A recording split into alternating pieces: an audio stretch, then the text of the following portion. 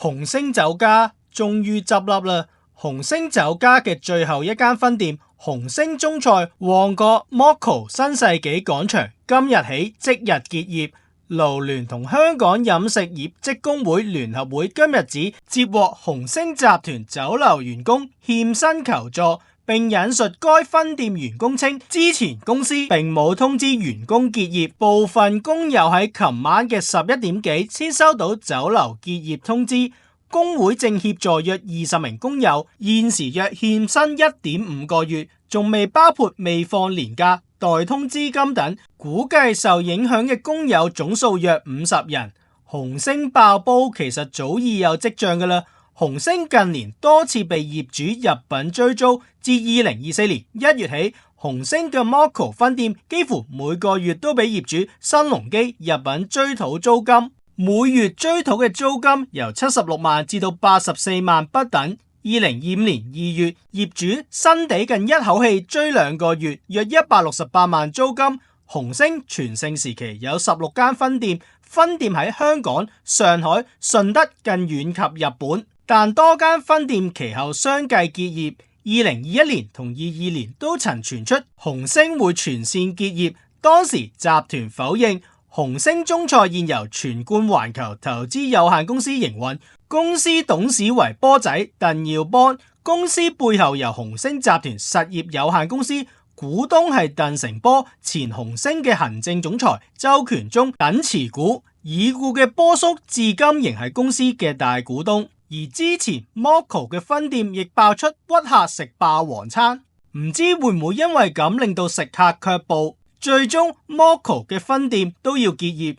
一位紅星嘅女食客喺4月29號喺 Threads 度發文交代事件，稱同同事8個人到紅星飲茶之後，一名阿姐話佢你好熟口面喎，指住佢話佢喺2個禮拜前有張單未埋喎。女食客否認之後，該名阿姐又帶嚟另一名店員前嚟應人，聲稱係啦，係佢啦，你真係有張單未埋喎，唔係話你有心走數，不過可能成班人嚟食飯，是但一個唔記得咗啊嘛。女食客對指控感到困惑，解釋自己係第一次嚟幫襯，然後到埋單嘅時候又俾阿姐質問，今次又係咪你俾錢啊？於是事主就決定唔忍啦，直接向經理投訴，但經理就堅稱店員已經翻睇 CCTV， 話同我一模一樣。事主要求查看 CCTV，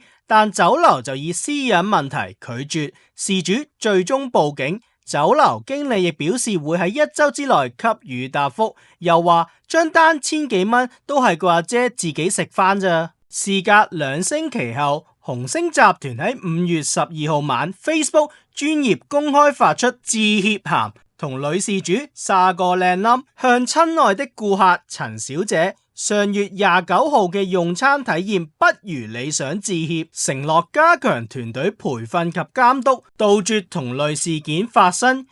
紅星海鮮酒家由何永年及其他股東於1989年創立。紅星全盛時期曾有16間分店遍布香港、上海、順德，更曾進軍日本東京，但多間分店其後相繼結業。2021年及2022年曾傳出消息稱紅星會全線結業，當時集團否認。紅星舊底嘅招牌菜有石頭魚、黃油蟹菜式及卡通點心，公司控制權就幾經轉手，現在由財困嘅波仔家族持有。除咗紅星之外，波仔旗下嘅東海飲食集團亦擁有多間食肆，較出名嘅就可能屬東海匯、拉菲特。東海匯加拉菲特就等於中式餐飲宴會服務加一站式分價服務，唔少有情人都試過喺呢度擺酒。喺波叔接手紅星之前，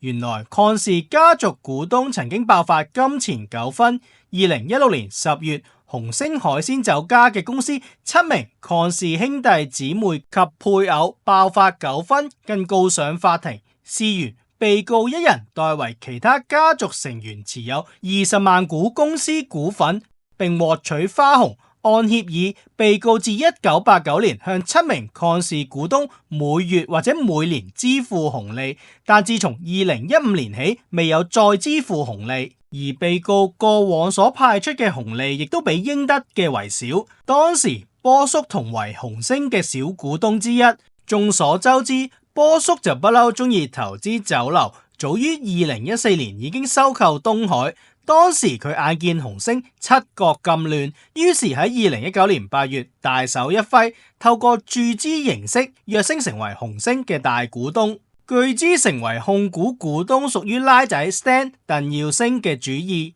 當時 Stan 鄧耀升有意將屬下餐飲酒樓業務合併壯大並上市，為此紅星東海亦走多元化嘅路線，當中包括由紅星開設錦當、吞拿魚專門店、和牛專門店等，擴大飲食帝國嘅版圖。但事隔數月之後就撞上 Covid 疫情，令到原本已經擁有東海酒家嘅波叔家族餐飲生意雪上加霜，餐飲酒店業務都受到限聚令同埋入境限制等措施嚴重打擊，導致本來應該擁有大量現金流嘅業務癱瘓，上市大計更因此胎死腹中。而波叔嘅太太葉少平同埋讀中醫出身嘅四仔鄧耀邦 Jason， 2020年下半年加入東海同埋紅星出任董事，而鄧耀升則喺2021年3月中辭去東海董事。